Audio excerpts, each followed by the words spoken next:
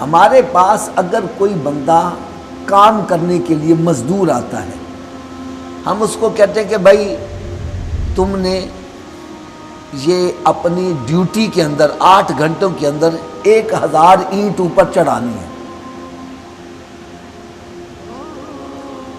اب اس کو کام دے کے چلے جاتے ہو، واپس آتے ہو تو وہ 8 گھنٹوں میں 2000 اینٹ اوپر چڑھا دیتا ہے۔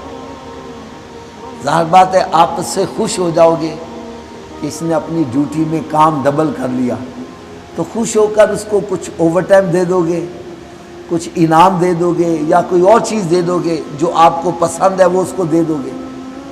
تو رب تعالیٰ ارشاد فرماتا ہے جب میں اپنے بندے سے بہت زیادہ خوش ہو جاتا ہوں، بہت زیادہ خوش ہوتا ہوں، تو پھر میں اس کو انعام دینا چاہتا ہوں، اور جب میں اس کو نوازنا چاہتا ہوں تو اس کو 2 رکعت نفل پڑھنے کی توفیق عطا کر دیتا ہوں۔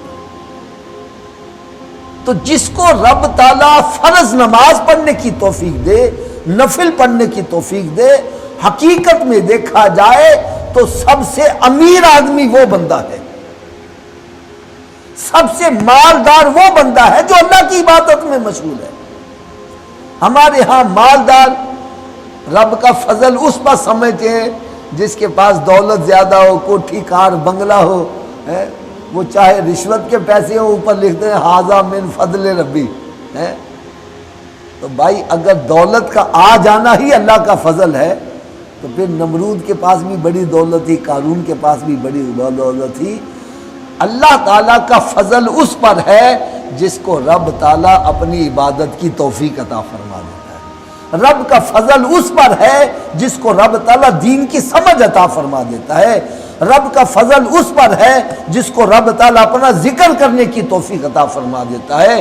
رب کا فضل اس کے اوپر ہے جس کو رب تعالیٰ دین میں غور و فکر کی دولت عطا فرماتا ہے، جس کو نیکیوں کی توفیق عطا فرماتا ہے، گناہوں سے بچنے کی توفیق عطا فرماتا ہے۔ حقیقت میں نیک بندہ وہ ہے، حقیقت میں امیر آدمی وہ ہے جو بندہ اللہ کا ذکر کثرت سے کر رہا ہے۔